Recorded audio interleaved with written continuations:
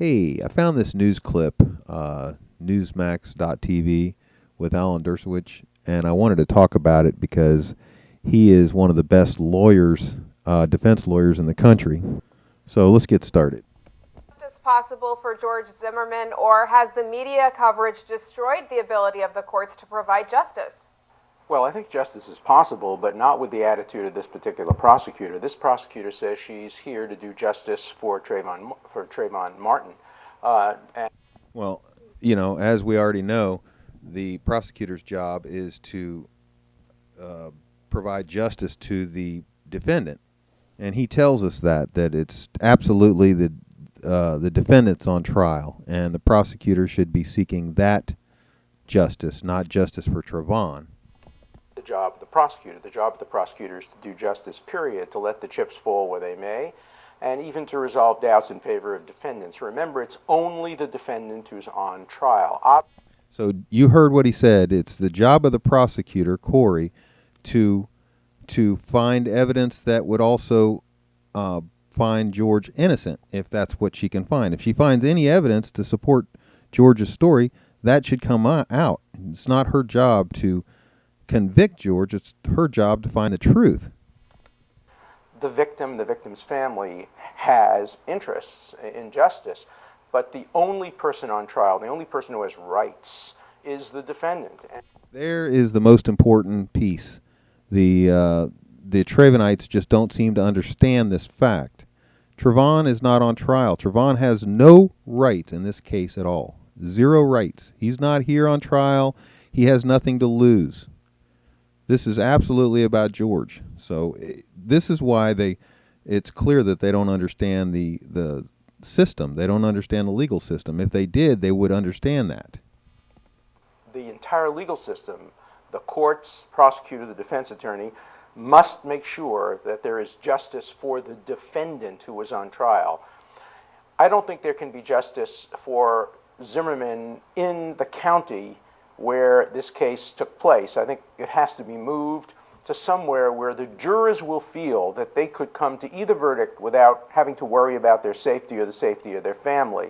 I think right now, if a juror were to vote for an acquittal, they would have to be concerned about what the implications would be. Would the new black... Yeah, not only the jurors, but the judge, too. I can imagine the judge saying that this is a stand-your-ground case and releasing George, and from then on he would have to run and hide. So maybe a lot of his attitude against George is just to protect him and his family. We don't know that, and judges can be killed too. If you've got a mob of thousands and thousands looking to kill anybody that suggests that George is innocent, you got a real problem. Put out a bounty on their lives. Would their families' safety be influenced? It's very important that jurors feel free to come to whatever verdict is the just one. And he's talking about the new Black Panthers and how they put a price on people's heads, and clearly people would be afraid to vote their conscience, knowing that maybe one of their family members or they themselves could be a target of the new Black Panthers, who already put a price on George's head.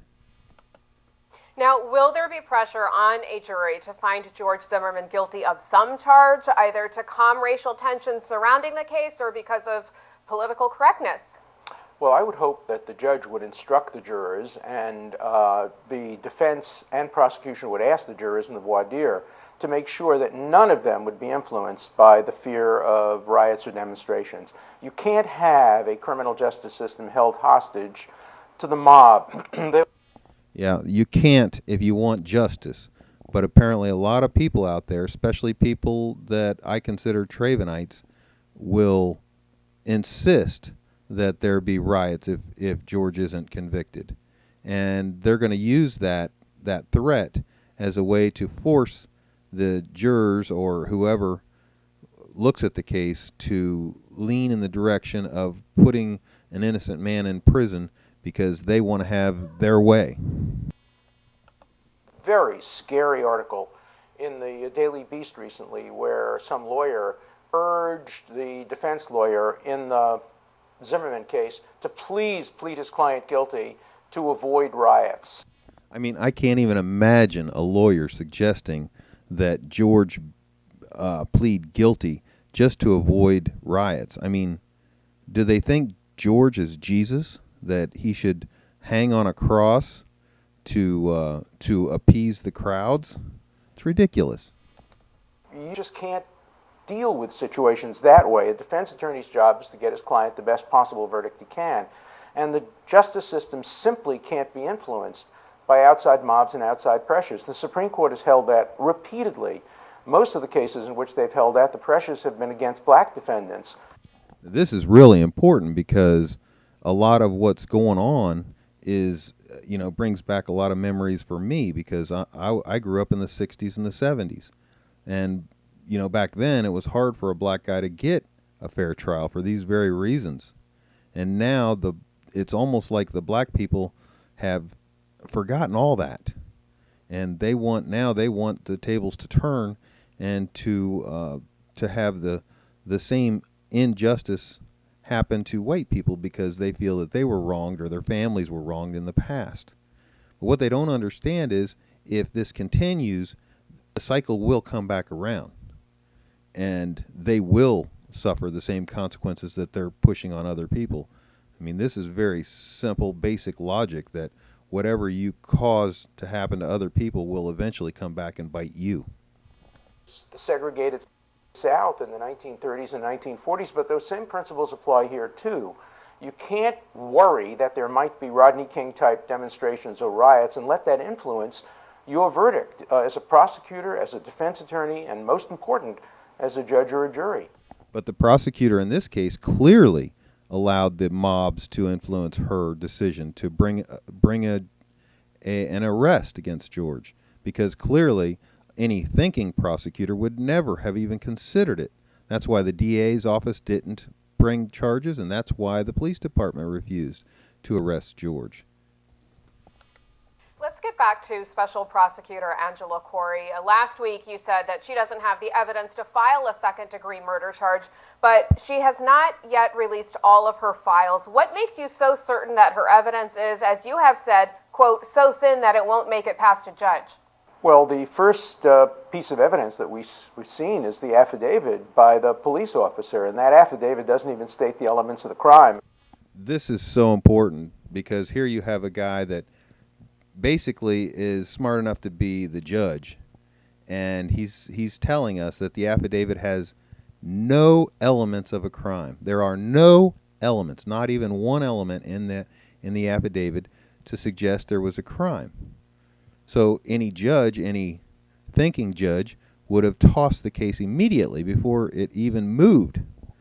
But apparently, because of the lies and the way that the prosecutor presented the case, the judge was unfamiliar with the facts of the case. He didn't know that all this evidence was available to him, and we're going to hear the lawyer tell us about that right now. Judge, I would have thrown the case out immediately based on that affidavit. It just doesn't state anything that would show that any crime was committed. She may have additional evidence that she's hiding, but that's not the job of a prosecutor. This isn't poker. You don't hold 2 or 3 cards down and then reveal them as the betting goes on. If she has evidence, she should reveal it. And by the way, she has an obligation not only to reveal evidence that suggests guilt, but also that suggests evidence. She's already within. So he misspoke, but he said she's supposed to provide all the evidence, including the evidence that proves innocence, but she's not. The bloody skull and the busted nose and all the blood in his mustache and stuff, that wasn't shown to the judge. It's very important that we remember that the prosecutor lied, which is felony, and they're holding George Zimmerman's wife accountable for lying under oath.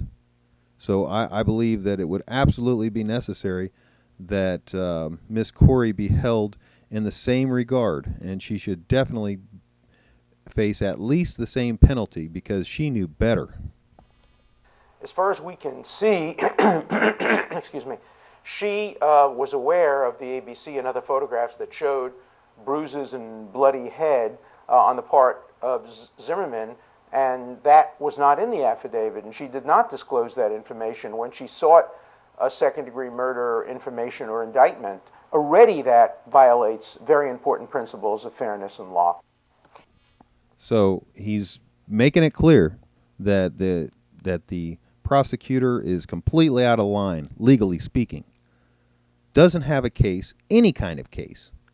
And if he were a judge, which he could have been because he's been a lawyer for so many years that he's obviously got plenty of abilities, legal abilities, and he knows the law. And when he's speaking about the law, it's obvious that he knows the law in this case. And what he's saying is absolutely the law. Believe that she should remove herself from this case? I think she should be removed from the case. I don't think she should ever have been appointed for... There's my opinion. She should have never been appointed. There should have never been a special prosecutor appointed. And now that we know 100% that there was no reason for them to assign a special prosecutor because there was no racism, then she should step down and return it to the DA's office. Number one, when a special prosecutor is appointed, their job is to get Zimmerman. Get Zimmerman. That's their one job. That shouldn't be the job of the prosecutor. Second, she has a terrible reputation in Florida for overcharging and being political. And so he knows Corey. He knows her reputation. He knows how bad she is. And he's telling us on TV. He's not afraid to say it. And he's certainly not afraid of her threats, like she was threatening before that she wanted him to be fired from his position. And she's ridiculous. She doesn't even have a clue. Finger to the wind and seeing which way the wind is blowing. Then she made that statement that she's seeking justice only for the family of Trayvon Martin. She should not be the prosecutor in this case. Professor, this case has prompted a debate over justice and race in America. Is the media fomenting the race war? I think the media and others are clearly interested in focusing on the racial aspects of this case. And that's what we've been talking about now for the last couple of weeks, is the racial aspects of the case and the fact that we have race baiters that are only concerned with the power they get from causing racial strife in the country, instead of bringing us together as a people, as an American country. They are trying to divide us, break us apart, and separate us in little groups. One little group over here, one little group over there. Pretty soon, there is no power because we have these little tiny groups that are all fighting against each other. And the government loves that because then they don't have to control the people. The people beat each other to death. I think this case is a racial case at its core. I think this is a very complicated case under the Stand Your Ground statute or the traditional self-defense. It's a subtle case. It's not obvious what the result should be. It's very fact-driven and fact-specific, and people shouldn't be rooting for an outcome before all the facts are known. They should be rooting for justice. And that's exactly what the prosecutor's job is. Now, for individuals, as we find the information and we gather up all the evidence and we know what's happened. For example, we now know when George got out of his car, we could hear it on the tape when the door opened and he stepped out. And at that very moment, he was telling us which way Trayvon was headed, which was around the backside of the buildings and towards the south. So since we know all that information, we can start to gather and put together the evidence on our own. And we've done that. And if you dig back, you can find in my videos, I've got one of and I say this often because I like that people go back and look at this video where we lay out the time frame. It's really important. If you really want to know how this case came about, how it worked out, you really need to see that timeline.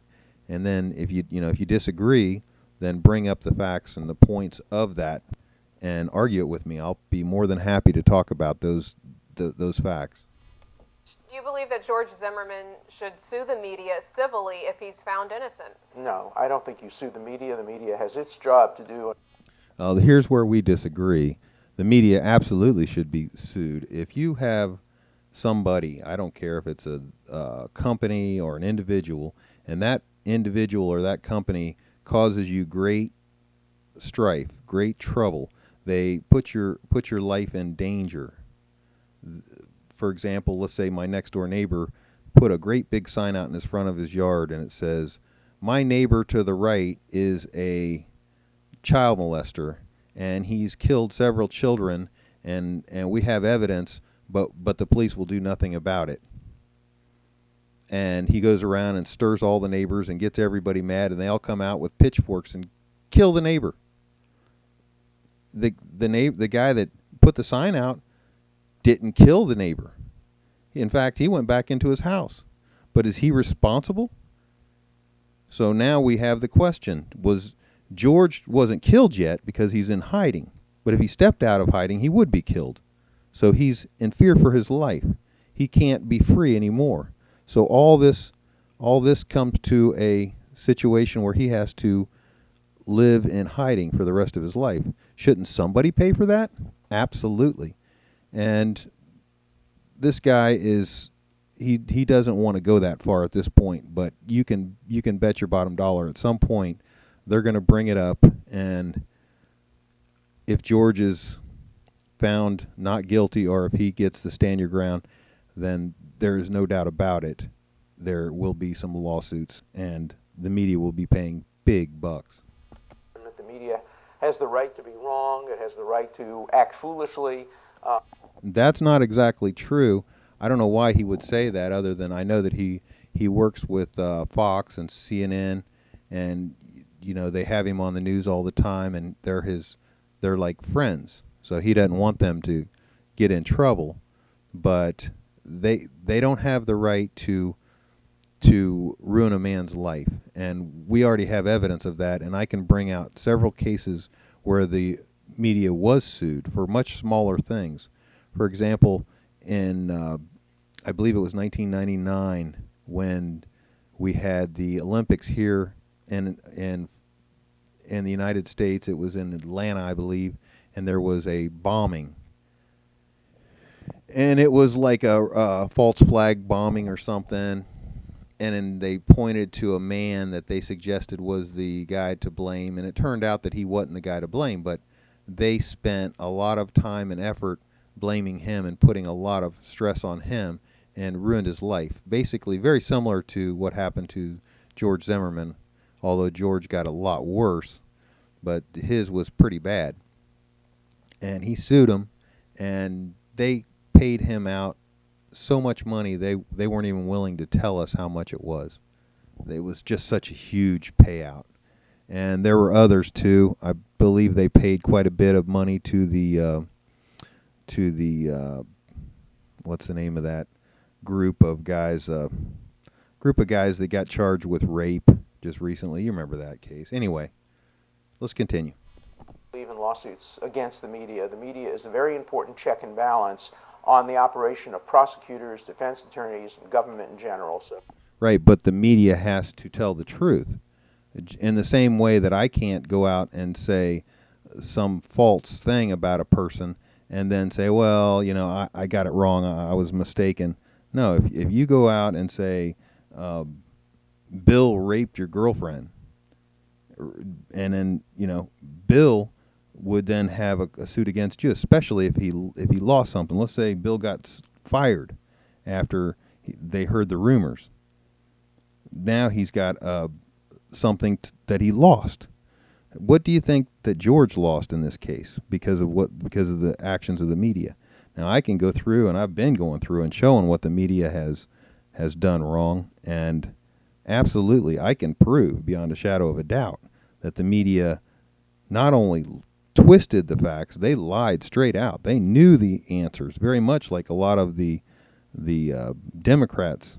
They knew facts, but they lied. So those people should be held responsible, and I'm sure they will. I don't think there should be lawsuits against the media, and in general, fortunately in our country, they don't succeed. That's not true. They do succeed all the time, but usually what happens is the media goes ahead and just pays it out in the multi-millions. just goes ahead and pays because they know they're going to lose. George Zimmerman's lawyers on Monday opened a new website aimed at controlling his side of the story. He already has a Facebook presence. In your view, is this a wise tactic, or does using social media risk turning the case into more of a media event? Well, I think both. Today, it's very hard in a case that has such public attention not to defend your client in the media, but it has. That's exactly right, and it's.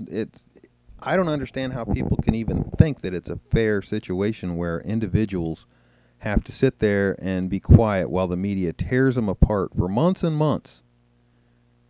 And not only tears them apart, but lies. I don't understand how it is that people assume that the media has the right to lie about other people and say, well, it's the media. We have the right of free speech. You know what? Free speech is limited. I don't have the free speech rights that the media supposedly thinks they have. If I did this to George Zimmerman as an individual, he would sue me. It's slander. It's illegal. And just because you're on the news doesn't mean that you have the right to do it. The only people that have the right to lie about other people and get away with it are the Congress, and the only time they can do it is on the Congress floor. You can't lie about people and make them suffer. If you lie about somebody and because of that lie somebody suffers, then you're going to have a problem. Subtle way. I'm glad that Zimmerman's defense attorney has essentially taken control over the media defense. It was a very bad mistake to let Zimmerman and his family do it without a consultation with the lawyers, which is why the first lawyers obviously could not remain in the case. Actually, the first lawyers left because they couldn't find George. Had nothing to do with his website. So, I mean, the guy knows the law on a lot of parts, but he's obviously misled about the actual case, because I remember listening to those lawyers, and they were standing out. They argued the case beautifully. I don't know why George lost them, because they had all the facts straight and they were doing a really good job. But I think maybe somewhere along the line, the people that are in charge didn't want George to have such a good defense. How you present your case to the media? Do you lay out your story in advance? Do you simply argue about legal principles and the presumption of innocence? I can tell you what you do. We've been doing it here on YouTube for over a month, and that is you can lay out all the facts and you can spread it in a way that it makes it real clear. There's no reason to lie. Bring all the facts out. Let everybody see what's happening. That's the best way.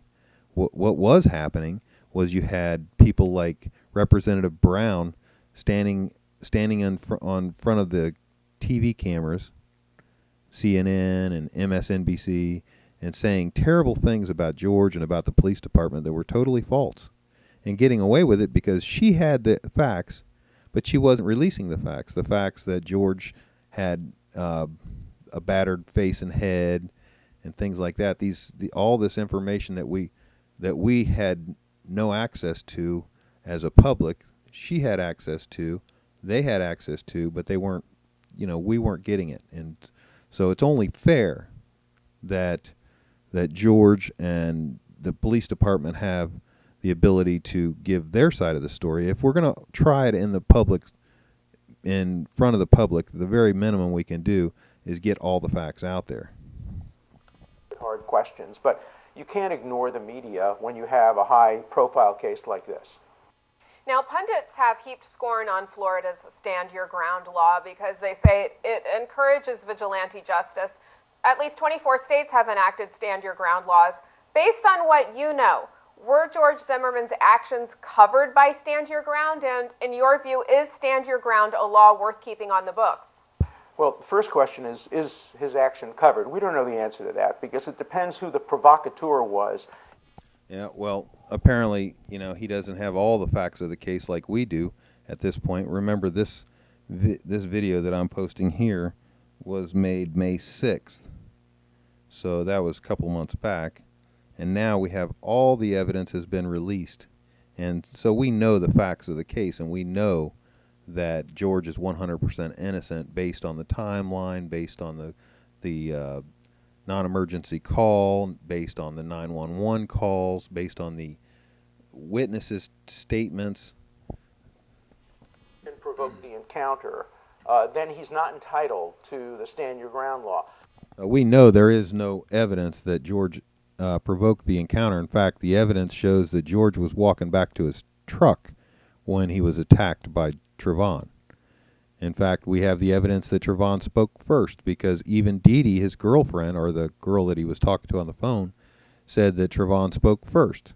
So the evidence shows that Trayvon was the aggressor.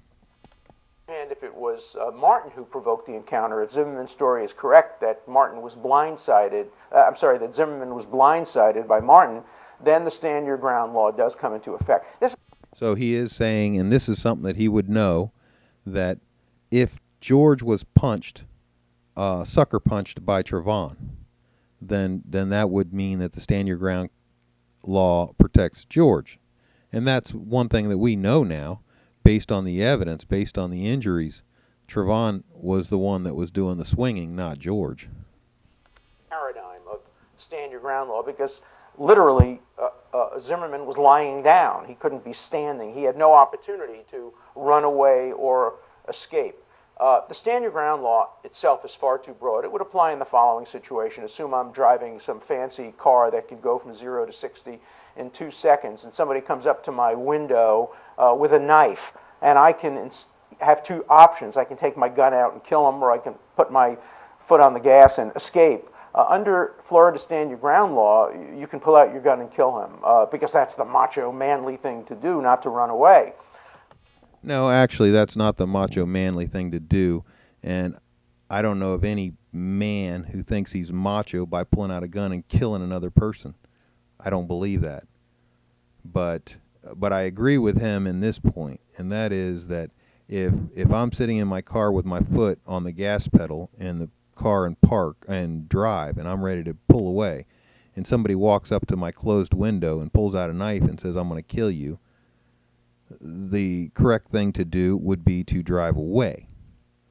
The incorrect thing to do would be to hold a man responsible if he used his gun because he didn't have his car in gear, because his car wasn't running, or whatever reason. If the guy, but the reason we came up with stand your ground is because it's very difficult to prove that he was actually in gear, that he was actually ready to drive away at that moment. The whole idea behind stand your ground, and I keep saying this over and over in my videos because I want people to understand, is that Florida law believes, or the Floridians believe, that under no circumstances, when you defend your life and it results in the death of another person, should you have to go to jail, should you miss out on a day of work, should you have to sit or go to court or do anything else. That's what we came up with stand your ground for. We already had the self-defense. But self-defense doesn't stop you from being arrested. It doesn't stop you from going to jail. It doesn't stop you from going to court. And it doesn't stop them from taking all your money money for lawyers, money for bond. I mean, George paid out $100,000 in bond that he'll never see back. If he didn't have that money that we had given to him, how would he have gotten out of jail? He wouldn't. He would have sat in jail until this court case is finished. And if it turns out that he was innocent after all, don't you think that it would have been right that they used the stand your ground and let him loose? I mean, this is why we created it. Sure, people get off that shouldn't. That's not the point. The point is, we would rather see all the people that are wrongfully jailed out. And we would rather see 10 guilty people freed than we would one innocent person put in jail. That's why we're willing to put up with this. That's why we've come to this law. Most reasonable people would think in a situation like that, you should put your foot on the gas and run away and not take a human life if there's an alternative. So I'm not a supporter of the stand your ground law as broadly defined. I think. Yeah, well, he's, like he said, as broadly defined. So he does agree with us that you shouldn't go to jail. What he's saying is when you have that opportunity, you should leave. The problem is, how can you absolutely prove that the guy had his foot on the gas pedal and could get away? You know, that was why we passed the law. Believe me, if even in a stand your ground case, if the prosecution proves that you had every opportunity, in fact, you weren't really even threatened, because that would be a situation where you're not even threatened. Because in order to use stand your ground, you have to show, and this is where it falls on the defendant to prove his innocence, you have to show that you were in fear for your life or in danger of great bodily harm. If you're sitting in your car with the windows up, your foot on the gas pedal, and the car in gear, and the guy walks up with a knife with closed windows and starts yelling at you, and you pull out your gun and shoot him through the window, most likely you're going to go to prison. And that's because stand your ground doesn't apply to that. Stand your ground applies to defending yourself. And when you're truly reasonably in fear for your life, this is where it comes in, the reasonableness of it.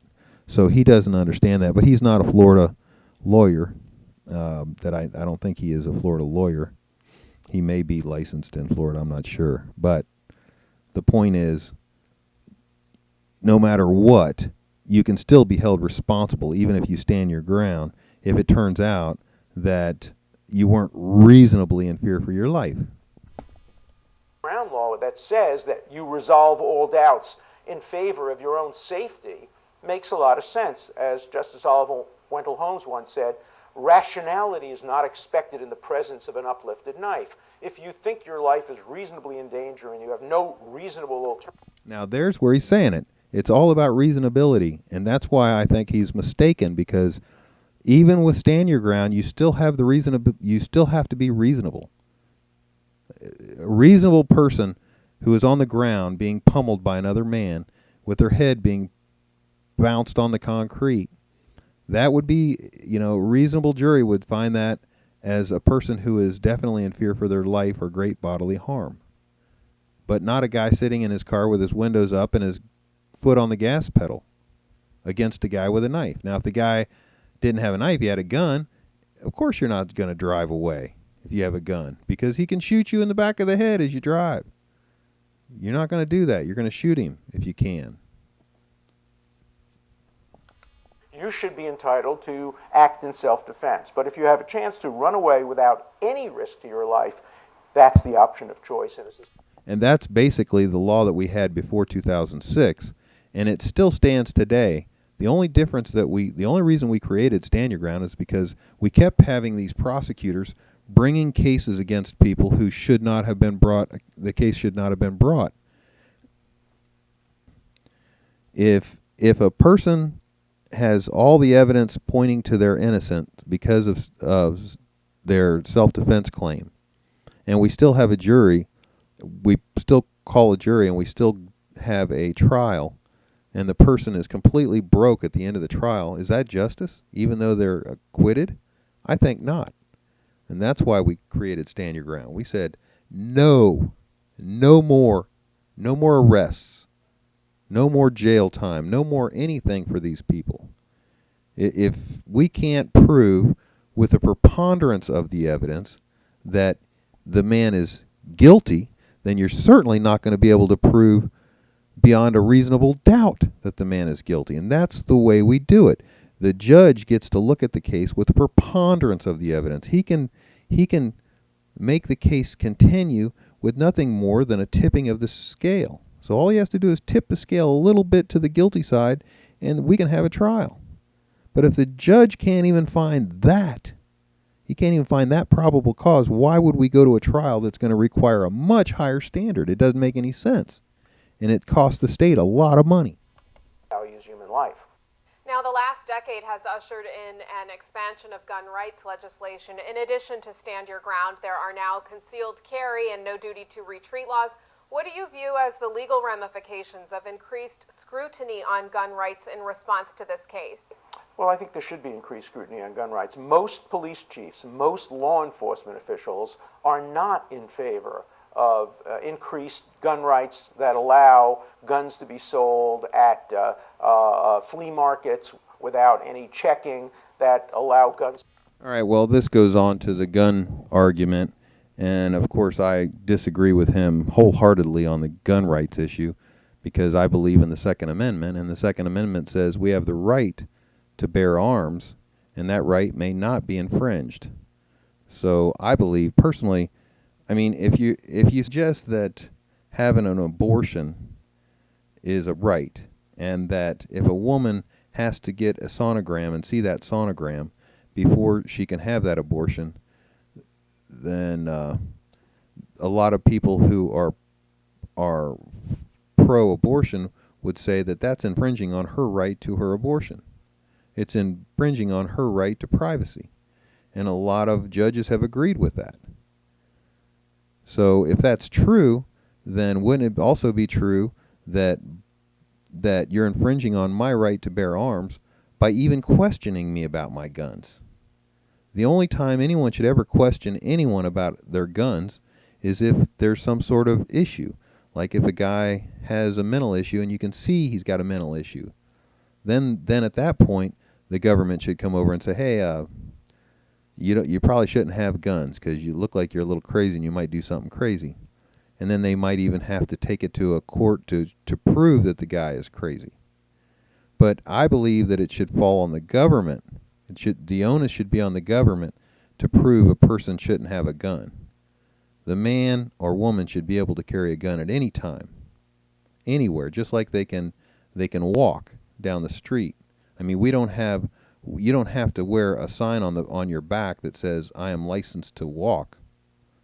It's our freedom.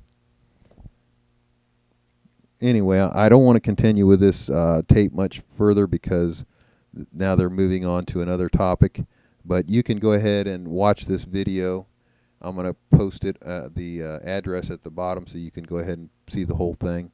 My arguments were that the prosecutor, Corey, was completely out of line. She has no clue about the case, and she has no case at all. And this very liberal lawyer agrees with me that there is no case. A man who obviously has some experience in the law, somebody who's dealt with these kind of cases before, many years of dealing with these cases. So that's my opinion, and good talking to you guys.